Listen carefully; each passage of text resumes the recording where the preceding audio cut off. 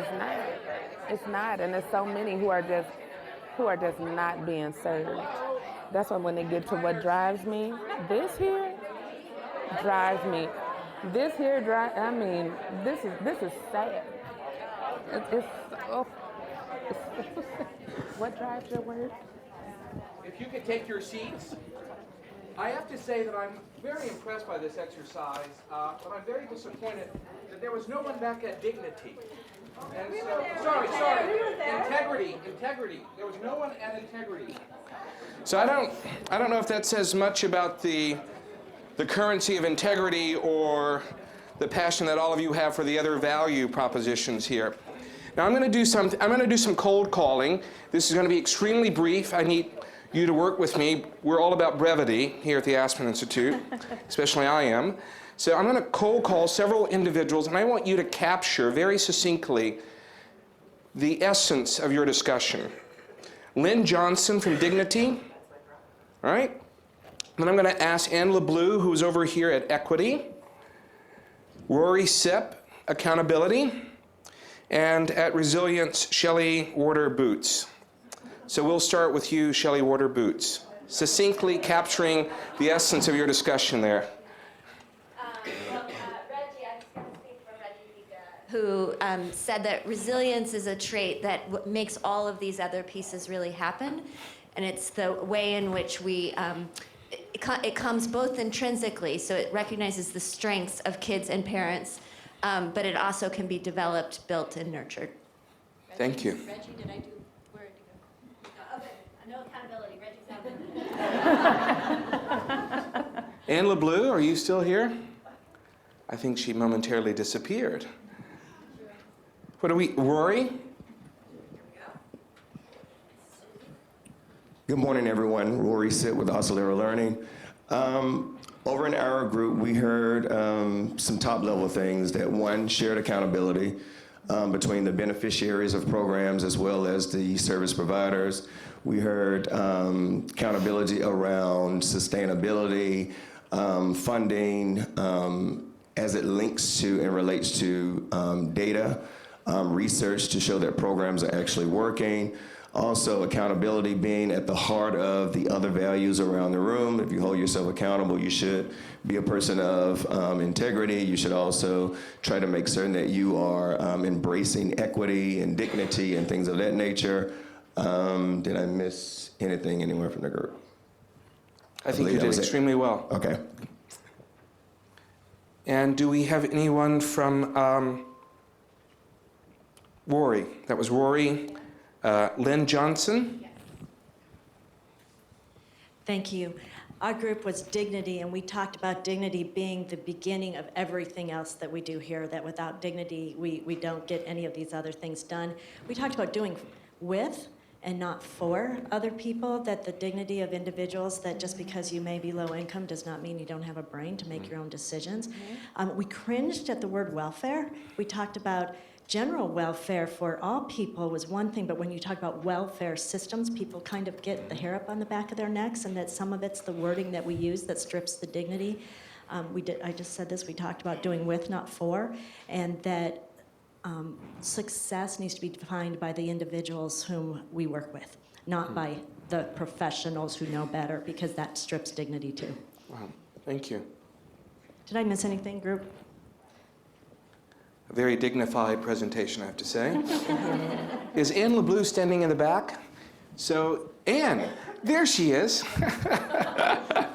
And I asked people from various cell groups so they would kind of capture the essence, crystallize very briefly, and you're going to represent equity. I only spoke to one person, so I can talk about my very, Wonderful. very That's good great. conversation That's great. I had. So I spoke with Stephanie Schmidt from CLASP. Where's Stephanie? Here, good. We had a long conversation. I work just to give you a little context for the equity conversation, I work for Arabella Advisors. We're a philanthropic consulting firm, and so I'm constantly thinking about equity across multiple sectors.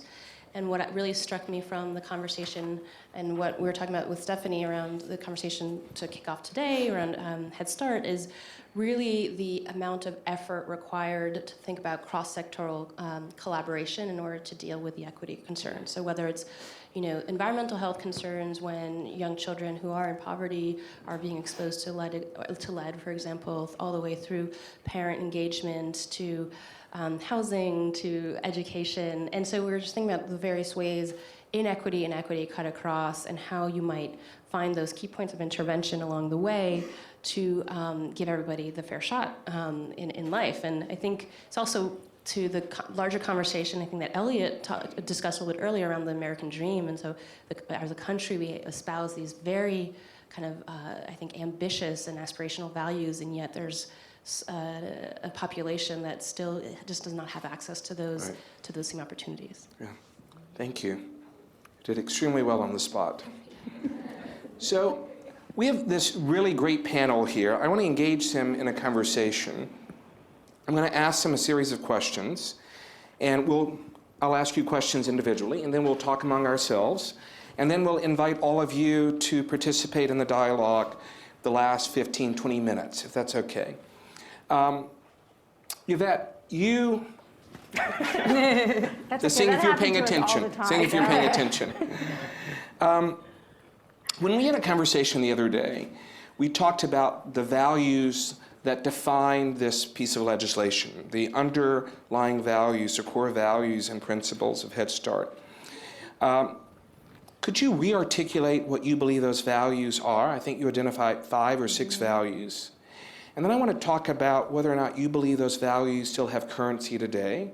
Do they still transcend the 50 years that we've experienced since the inception of Head Start? And why? Okay. So I'm going to build off where Dr. Enriquez started talking about sort of the evolution and the growth of Head Start. And also from my experience of being inside the government and running this program along with Shannon and Joan for many years, and the experiences that we had in terms of how the field of early childhood has grown and the lessons that we have to learn from Head Start. So these are, the order keeps changing, so just bear with me because it'll probably change again, but it's something that I've been thinking about for a long time as Head Start has grown and changed. So the first value is the value of honoring parents as their child's first teacher. It is at the forefront of everything that we do. Folks have been talking about it since the beginning, and today it even continues to be a piece that always comes up, parents and families. The second value is serving the most vulnerable, and you've seen this through the 50 years. It started with poor children, but over the years it's evolved to serve migrant and Native American children, children with disabilities, and homeless families. So keeping that in mind. The third value is community engagement, and how that really, when you think about, and I always think about what President Johnson said, that this is not designed so much as a federal program, but as a neighborhood program. And he said that in 1965. And so really taking that to heart about how Head Start really is at the community level. The fourth value is the importance of honoring culture. And by that I mean everything that we are surrounded with. So it goes from everything to language and values that people bring in, but also meeting folks where they're at, and everything that's happening in your community. As communities shift and change, you have to honor all of that as you think about how you design your program. The fifth is high quality, comprehensive services. This doesn't mean that Head Start programs have to do it all, but it does mean that they have to figure out a way to make sure that families are getting their needs met. And the sixth, of course, is the federal to local, which is key to what we do. Now, are those 5 values, were they a part of the original legislation? Or? So what's interesting is these are all pieces that programs, even initially in 1965, were required to do. And so when President Johnson, they don't mention this in sort of the opening, but he did talk about how kids were not only going to get an education, but they were going to get a nutrition, they were going to get nutrition services and health services, and parents were going to get counseling. So from my perspective, it absolutely is something that the program was built on. And have they withstood the test of time? Absolutely. Yes. I think that you can visit any Head Start program across the country, and folks will tell you that these are the things that we all have in common. Our programs may look different at the local level, but they are the things that all of our programs build from. Personal question. As you write grants and think about programming, how do these values inform your way of thinking? So, I think as you think about the 50 years of Head Start and Head Start being a leader, for me, as I think about these values and I think about the expansion of pre-K and everything that states and local entities are thinking about and our child care colleagues are thinking about, these are all issues that everyone is wrestling with. So they're wrestling with, who do you serve? There's so many kids and families that need the services, but clearly there are not enough resources. How do we design our programs? Do we deal with the community? Do we deal with families? We hear that from our public schools all the time.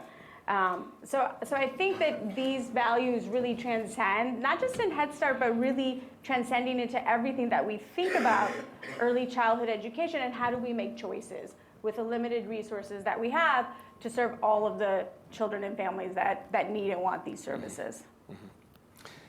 Tameka, you in so many ways embody value one as described by Yvette, and that is honoring the parent as a first teacher.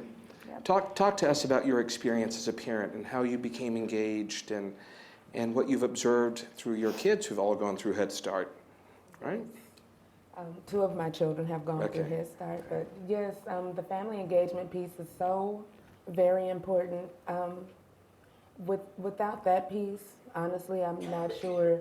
I know that I wouldn't be on this stage here today without that piece, because Head Start was more than educating my children, but they really wanted to get me involved in the program. Also helped me with goals, setting goals. And I like when she said doing with and not for the parent. That's so important, and that's something that my agency definitely did. When we did set goals, they would share resources with us, and it was up to the parent to follow through on that. But then even with goal setting, they would come back to us and, so how are we doing on this goal? They were good at following up with that. And even being our child's first teacher, Head Start is very good at sharing data with parents. Some programs may do it better than others, and my agency, Acelero, is definitely one of those, because they shared. The first time I heard about the achievement gap was through Acelero. Wow. And at this time I already have a child that's in elementary school. So, how would life have changed for even him early on had I known about the achievement gap and the things that they were saying about children that are coming from low-income households, and then just the simple things that we can do to change that, to help close the achievement gap. They introduced us to family life practices, things that we thought we were doing every day, but obviously weren't. But because they shared, the importance of reading nightly, the importance of positive discipline, the importance of language and experience-rich environments, and also consistent family routines, because it's important. No matter how busy our lives are, it's important that we keep things consistent for our children. And just watching them thrive now, and just watching, just seeing how well they're doing in school now, I'm happy that I came in contact with my Head Start program. So you've just thrown yourself completely in, right? Yes. Tell me about what are you doing? Oh my goodness. It started with policy council meetings. They really got me engaged by saying, we have a parent committee that's at the school level. We have a parent committee. Maybe you should come and see what we're doing. Just parents.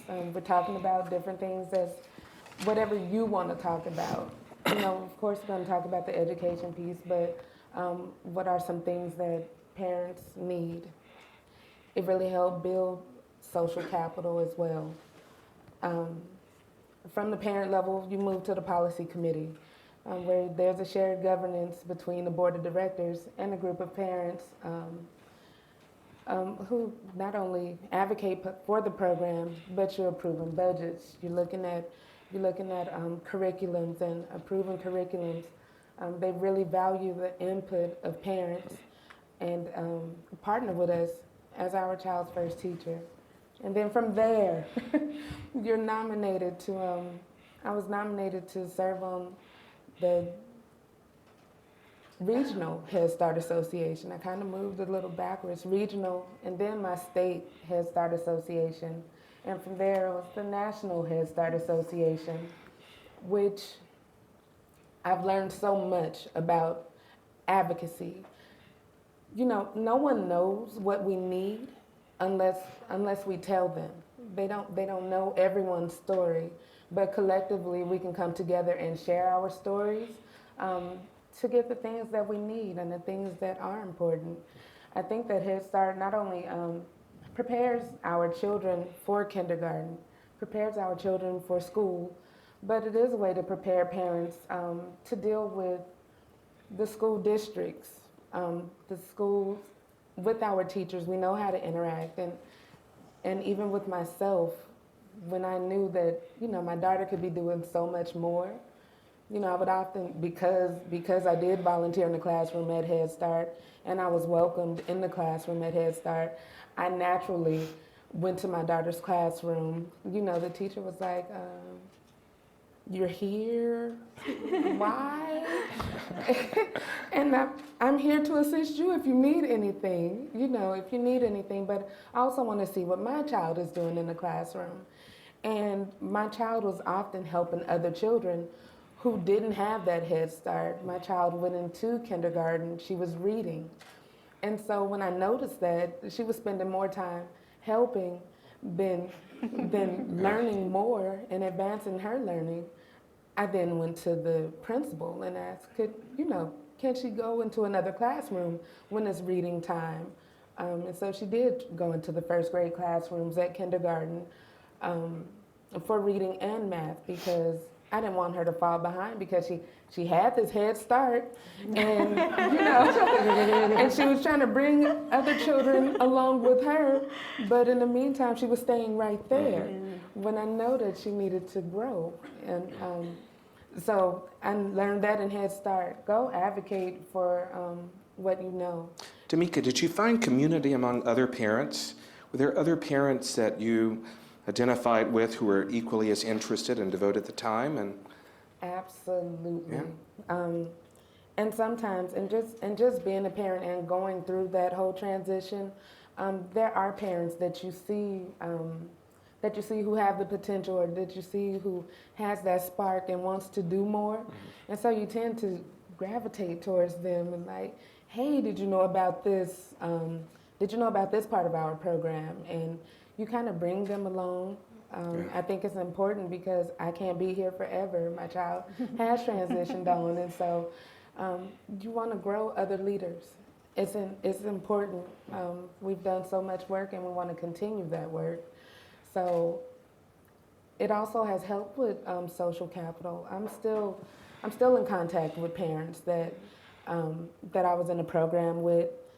Some have moved on out of state, and we still stay in touch, even about issues that's going on in our local school districts and their school districts. Like, what do we do? Sometimes we tend to get frustrated because we were so involved. Because we were so involved in helping plan budgets, approving budgets, even with curriculums. And sometimes when you go into the school districts, you are met with a little opposition. You know, well, we do have our PTO, or we have our PTA or PTSO. You know, you can help us fundraise. And with me, it's so much more than that, because I've learned so much more than that. you know, we'll never make enough money selling cookie dough to get, to get an air conditioning unit at our school. You know, I think Ann is going to give you the Head Start Advocacy Award at the end of this program. Shannon, the opposition, I'm very interested. You're in partnerships. That's what you're focused on right now. Right. So how do you sell Head Start? How do you sell Head Start, and how do you think about the partnerships and the existing core values and guiding principles when you're developing relationships with outsiders? So this is timely. First of all, I don't feel like we need to sell Head Start because I think that Head Start has been in the forefront of early childhood education since the beginning, and that the rest of the early childhood education field sees that and embraces that, which is not to say that there aren't some times when you're trying to put programs together, a little cultural rub, but I think it's acknowledged. And it was coming to me one thing that Joan frequently says, but I think she's quoting maybe Dr. Ziegler, when she said, Head Start is more than a program, it's a set of ideas and a concepts, the ones that Yvette described, that go back to the beginning. And so this is very timely, this values conversation, because right now we're in the middle of implementing our $500 million Early Head Start Childcare Partnership Program. We have over 250 grantees around the country. Right now, they are attending orientations all around the country. In fact, I think a couple of people here have been to or are going to orientations in the next couple of weeks. I will say that our Deputy Assistant Secretary, Linda Smith, came up in the military. She calls them boot camps. If you meet her, call them boot camps. For us, it was called orientations. Right. So in preparation for this, we sit around to the management teams who've been working on this in the Office of Child Care and the Office of Head Start and email. And we said, okay, we want to kick off the orientations talking about our guiding principles and our values. And the staff actually emailed in guiding principles and values. And I think there were a lot of them, so I'm not going to talk about all of them. Maybe in some of the follow-ups we can get to all of them. But I'll pull out a few of the ones that were shared among our team. And I think the first one is particularly key to your question. So the first one was, children deserve high-quality comprehensive services, which you'll note was on Yvette's list, regardless of the setting or funding stream.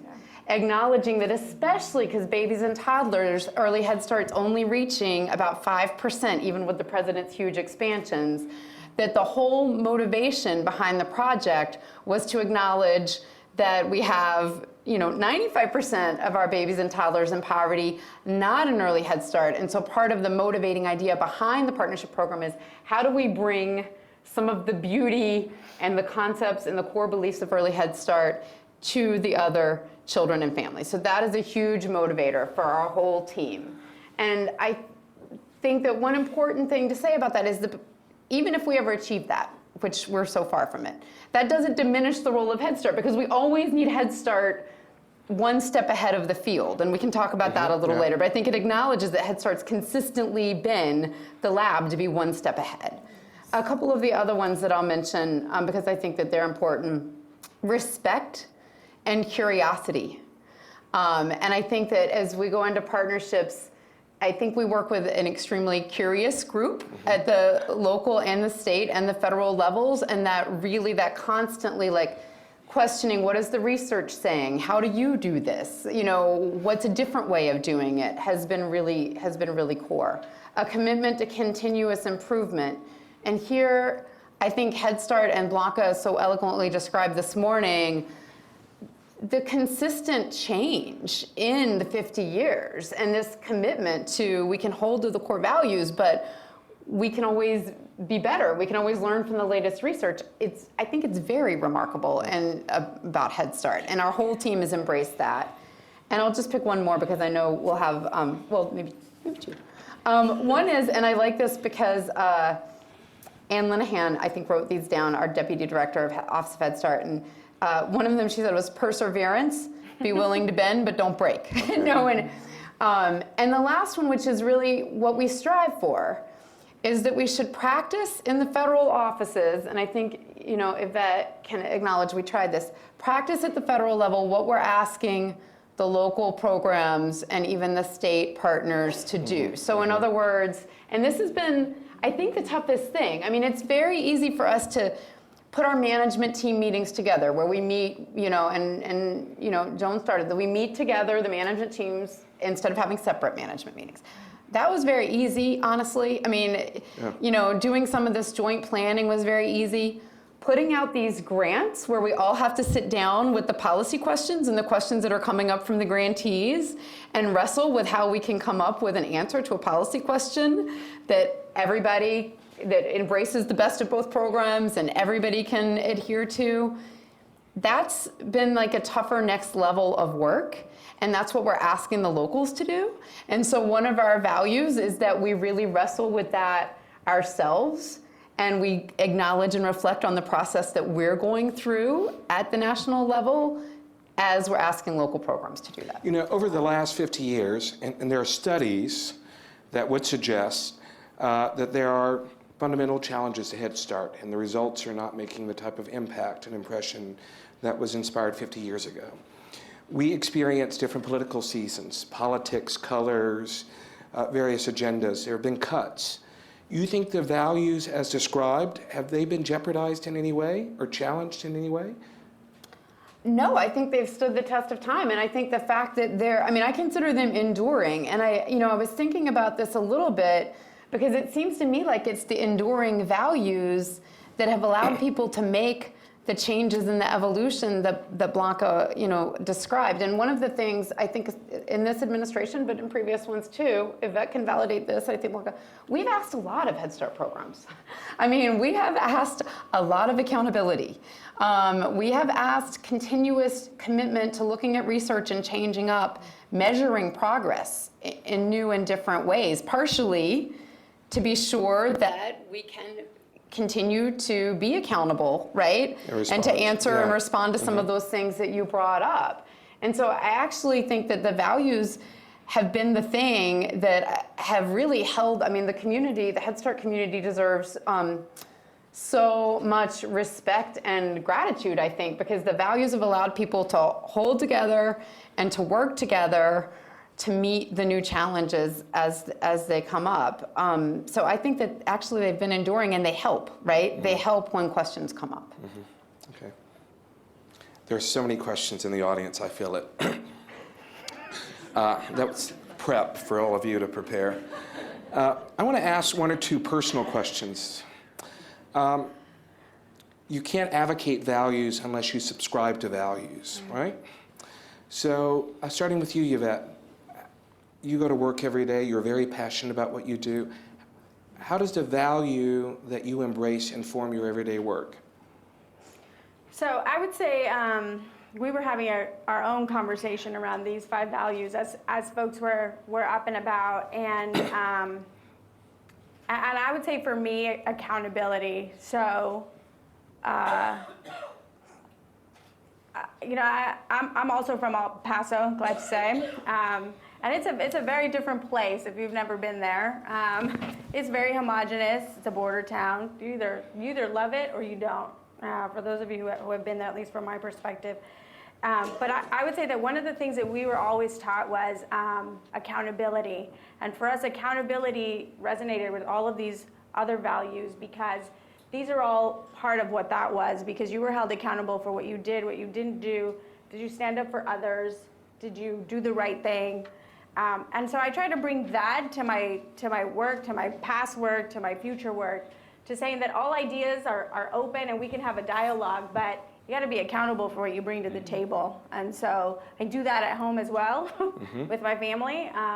We can talk about anything, but the choices that you make do have consequences, whether they're for yourself or for others or for folks at school or in your community. And you got to be accountable to that. And I would say the same thing goes as one of the things I was thinking about with accountability, it's probably taking too long, but was the family engagement piece. So we have been talking about parent involvement in Head Start for 50 years. One of the things that we did over the last 5 years was really talk about family engagement and saying to programs, you have to be accountable, not just for mom and dad, but you got to be accountable for every adult who has an impact on that child's life. And it's not just your family service worker who should be accountable. It's the teacher, it's the bus driver who sees those adults first in the morning and at the end of the day. It's the cook, it's anybody in that Head Start program is accountable to those children and those families. Well, What about you, Tameka? I was split when I was looking around the room. Resilience was one that really stood out because many of our families and myself, you're faced with a lot of different things that you just don't know, like why it happened, but you still have to remain, you still have to do, you still have to be resilient and go on. Also, equity was another one that was very important because sometimes I just wish everyone could have the same playing field, the same level playing field, regardless of. And eventually, one day, that will happen. But until then, we still have to fight for it, and we still have to just advocate for it. Yeah. Thank you. What about you, Shannon? So I was thinking about one of the things that came up in our values conversation, and it was really about securing continuity of relationships and a firm relationship base for the children. And that sounds like of course, right? That sounds like an easy one. But when you sit in a federal office and you don't see a child all day, and you go out on travel occasionally and see a program, it actually takes a conscious act. And I don't think we just think of the child anymore. One of the things, and I was personally very influenced by a couple of speeches by Dr. Deborah Phillips at Georgetown talking about stability as a key asset for children, and that actually instability in children's lives and by parents' lives, because it's together, is actually possibly a greater developmental threat than poverty by itself. So I was really influenced by this. So when I think about it now, I think about trying to maintain the continuity of the relationship with either the parent or the child and the caregiver they're with every day. And so one way that this plays out, like I said, it sounds simple, of course, or it sounds soft. Relationships, yes, that's soft stuff. But it's tough when you're designing a program, because if you look at, we're thinking about the partnerships right now, the financing streams that we're putting together, Head Start's stable, but the other ones are totally unstable, right? So we've been working really hard on creating like a more stable financing stream, because if you don't have a stable financing stream, you can't actually maintain the stability of the relationship between the teacher and the kid. The kid might have to leave, the teacher might depart because they're not being paid well. So to maintain the stability of the relationship is important, and it's tough. And the other one, I'll give you like a really concrete example that's just come up, and I hope that my colleagues don't think that I'm going too far into some of our internal stuff. But one thing that came up with these partnerships is folks are funded to have a certain number of early Head Start slots, say in a particular classroom. The Head Start grantee's gone out and they've contracted for a certain number of early Head Start slots. So what happens if you get there and there's 8 kids in the group and you're supposed to provide 4 of them early Head Start, but you find out only 3 of them are early Head Start eligible, so I can't really do 4, and I'm accountable to the federal government for 4. And we've actually had people say, do we kick this kid out, this other kid? No, because our value is continuity of relationships for all the kids, not just the early Head Start kids. So what do you do? And we work with you. There'll eventually be attrition. We'll work with you to figure out how you can meet this another way. We'll give you a little more time, right? And it was a tough conversation, right? It's going to take us looking at flexibility, but it's one of those places where you take something that sounds soft, like the value of the relationship being at the heart of it, and then you can abstract into a million different funding and policy decisions. So there's allocation for that?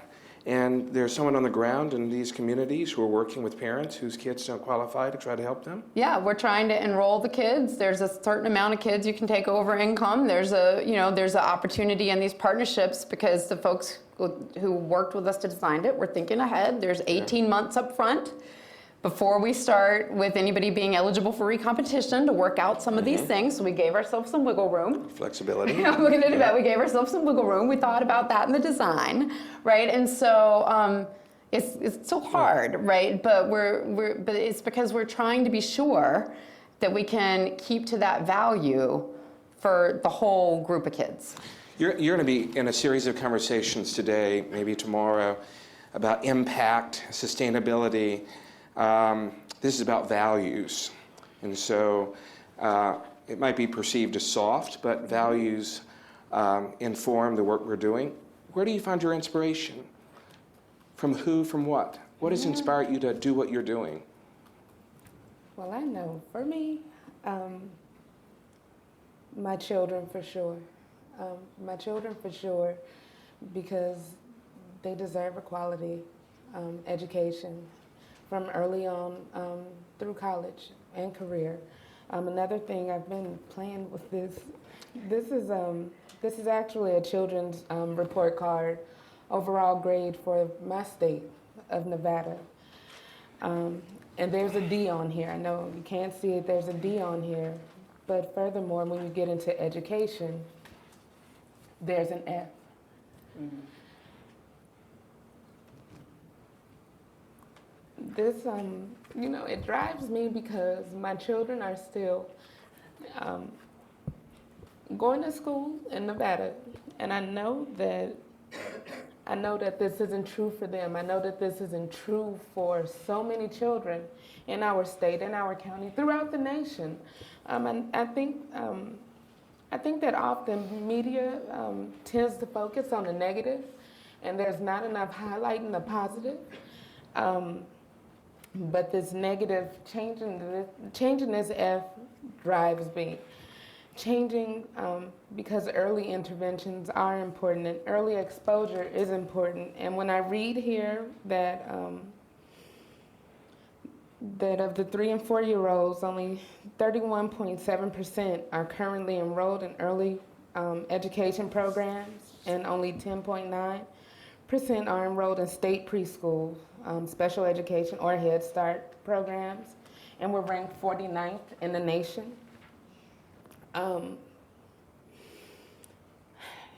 And even with the per capita spending, $44.59 compared to the national average of $666.25. In a state where that's based on so much tourism and the hotels and casinos, and the little ones who need it the most are not getting it. That drives me. That drives me. I know how important early childhood education was for my children, and I know how they're successful now because of the access to the early childhood education. All children deserve access to not only early childhood education, but quality early childhood education. That drives me. Thank you. Amen.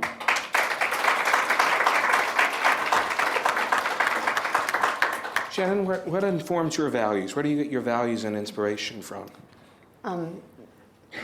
Well, I was thinking about it. I was thinking about places that I visited, right? A lot of times it's places that I visited. And I was thinking about the places that I visited that have the most impact on me. And actually, I think they're places that don't get in the news as much, right? It's rural areas. And one of the things, Joan sponsored a Rural Early Childhood Poverty Institute with us. And one of the things I thought about then is back during the 60s, we had an image of rural poverty. I mean, I'm from North Carolina, we had Appalachia. And I think it's a little bit off the radar screen now. Our images are so urban, but the places that I've been actually that I really, it inspired me because there weren't a ton of social service agencies there. The question wasn't how you get them all together. The question was like, how do we pitch in all together, because we don't have a lot of agencies. I've been to Nome, Alaska last year and just saw people piecing together tiny little bits of things to make great programming, Truth or Consequences, New Mexico. And one that I'll just mention, because Yvette, when she talked about accountability of every person in the building, I had the best example of that when I visited the childcare program on the Navajo Nation. And I was so inspired by this fellow. So they pulled the whole management team together to talk to me while I was visiting. And that included the accounting manager, the facilities guy, the education person, the nutrition lead. They all came together to meet. But the one that made the biggest impression on me was the facilities guy. First of all, he's incredibly competent. Everybody should be so blessed to have this person be your facilities manager. But everybody there was so mission driven. And these were the examples that he said to me.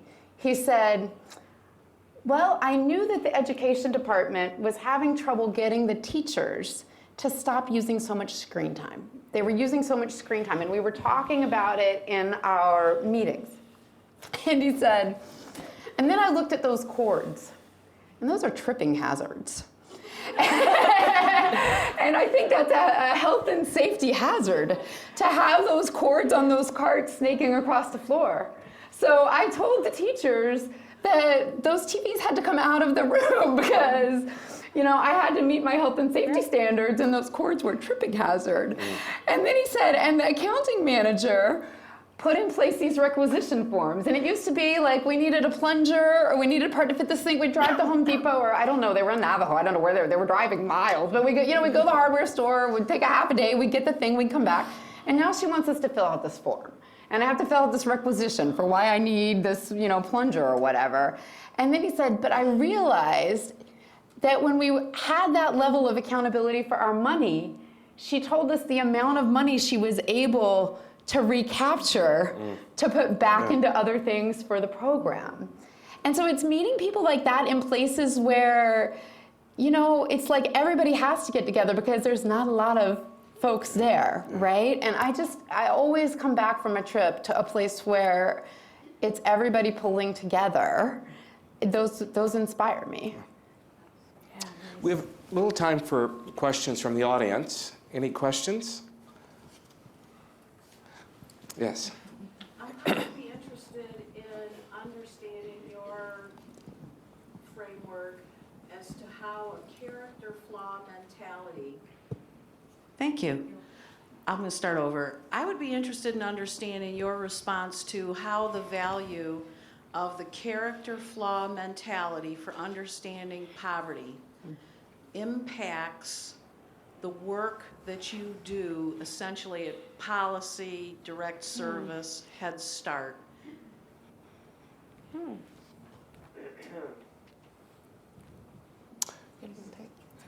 So I guess I'll just sort of start and everybody can chime in. So I often think of this idea of, I was at another gathering of Ascend, I think, and a researcher there is doing research on brain development.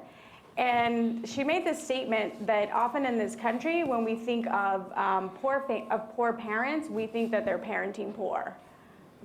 And so some of the research that she was doing was around this idea of, so not all poor families are poor parents.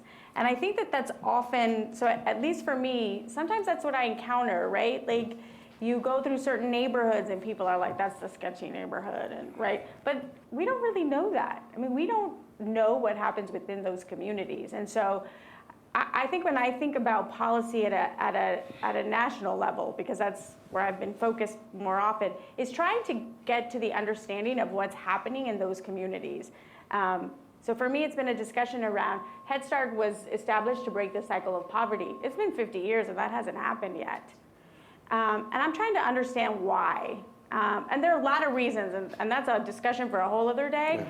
But could it be as simple as something happening at the local community level? Could we go back to that value or that root of understanding why there's not a lot of change in some communities, and how do we impact that change through early childhood education? Did you want to say anything?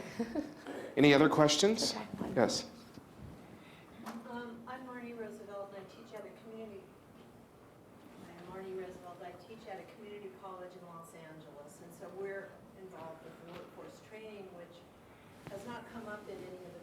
This morning. I'm interested to know how you see the relationship between what you're talking about and not professional development, but the education, careers, credentials and degrees, and also the red herring of compensation and how that is all. Sorry. Shannon, why don't you take that? I will, because I'm so glad you brought that up, because it was one of the things that I hope would come up, because one of the values, because I said that we had a lot of them that we put actually down when we were doing the partnerships, is part of what Head Start has evolved, but not as far as need be, right? Blanca mentioned the pay that folks were getting, and we've come a long way on that. And when I talked about the accountability that Head Start has embraced despite the challenges, part of it is the education. So we need to figure out how we bring that to everybody and how we have more money to finance it. So one of the things I would mention, if folks haven't seen it, we funded with Department of Ed and a bunch of private funders, some of whom might be in the room, an Institute of Medicine National Research Council report on the early childhood workforce. It's only been out a couple of weeks.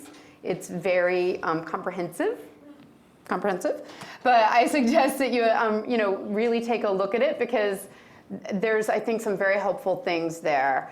And we've been talking a lot about the compensation issue at ACF, and we have been for quite a while. And one of the things that we've really come to is that compensation doesn't exist as a separate line item from financing the system. I mean, that financing the system at a reasonable per child cost is necessary to pay what we need to pay. I think that is why teachers in public school fare better than teachers in Head Start, and why teachers in Head Start fare better than teachers in childcare. Because if you look at each of those, right, we have, it's not perfect. I mean, my goodness, the number you just cited. But I mean, in general, per child funding in education works out better than what we're able to provide right now in some Head Starts, I think on average, and for the amount of time and everything. And then more so than childcare. So I think financing is the next frontier on that.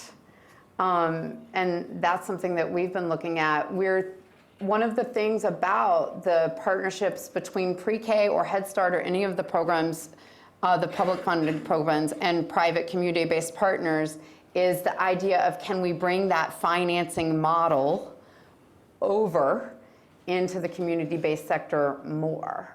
And last thing, the partnerships, the pre-K development grants that we're co-administering at HHS with Department of Ed actually talked about, if it's in community-based, it needs to be tied to the public school salary scale. So when we're doing any new early childhood programming at the federal level, we look within the program for where are the levers.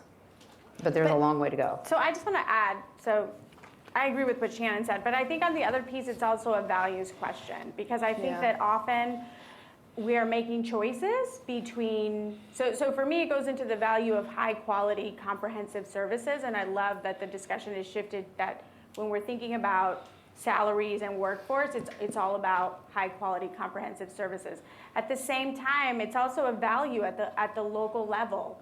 Because I will say this, because I said this when I was in the program, programs have the flexibility to pay teachers more, but but right now with limited resources, you have to make choices. If you're going to pay a teacher more, you're probably going to have to lose 10 kids in your classroom.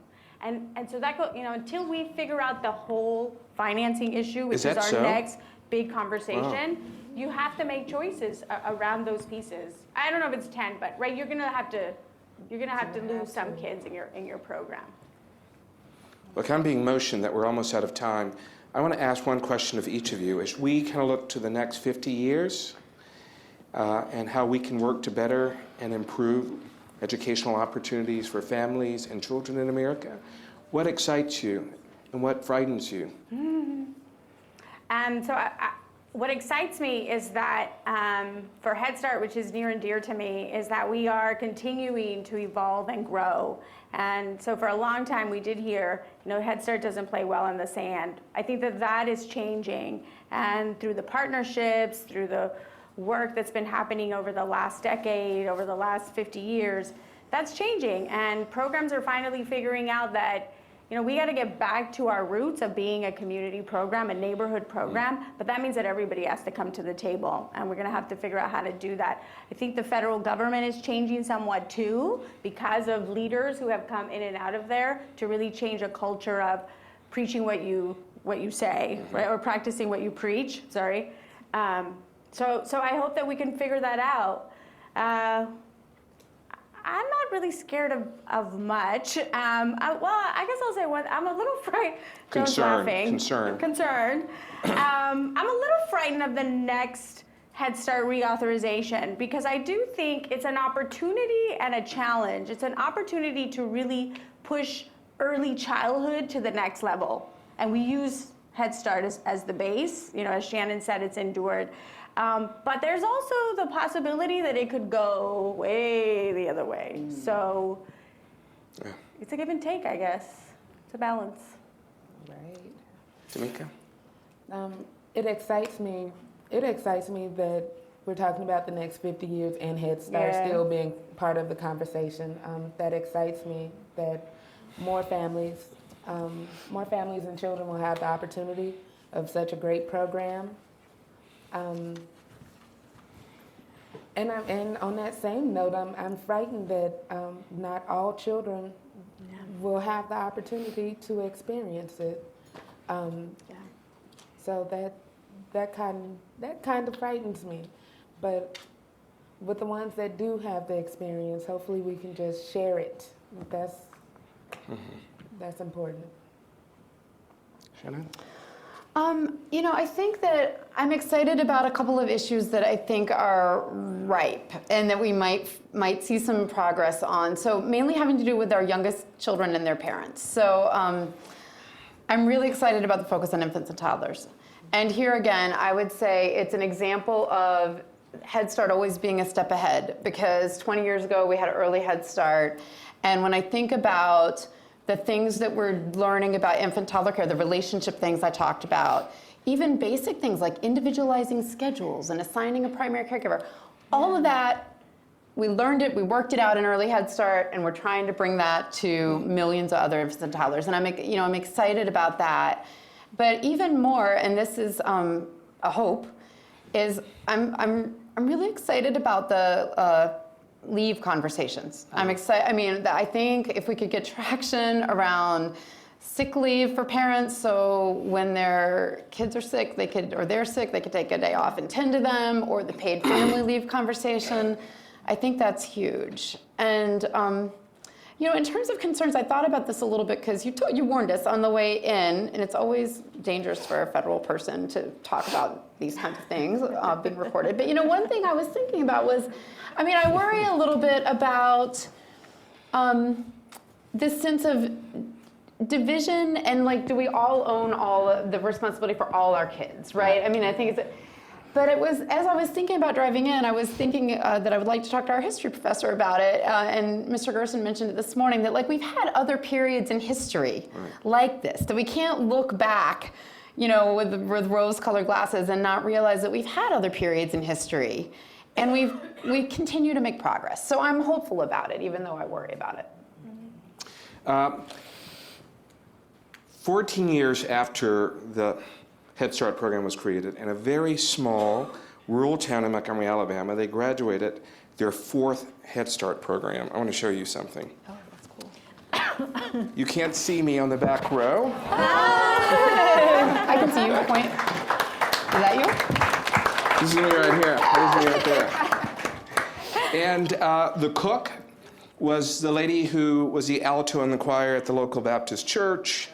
The principal, Mrs. Peavy, lived down the road from us. Mrs. Walmack, my teacher, lived about 6 or 7 blocks from where our house was located, and everyone knew everyone. Yeah. There's enormous accountability. There was great resilience in this little community that was founded in 1880 by a group of freed slaves. There was great integrity for the proposition that all men are created equal and that they're endowed by their Creator with certain inalienable rights. And one of those great rights is the pursuit of happiness and enlightenment. There was great dignity, and we believed in equity. Reinhold Niebuhr, the great social philosopher, said that nothing that is worth doing could be accomplished in a lifetime. Therefore, we're saved by hope. Nothing that is good or beautiful makes complete sense in its immediate context of history. Therefore, we're saved by faith. Nothing, no matter how virtuous, can be accomplished alone. Therefore, we're saved by our capacity to love. So thank you for your commitment to this important cause, all of you. Thank this great panel. There's much work to be done. We have great road ahead of us. And thanks to the Ascend team for their commitment here at the Aspen Institute to make sure that we're continuing to reach the unreachable, to teach the unteachable, and to embrace the rejected. So lunch is served.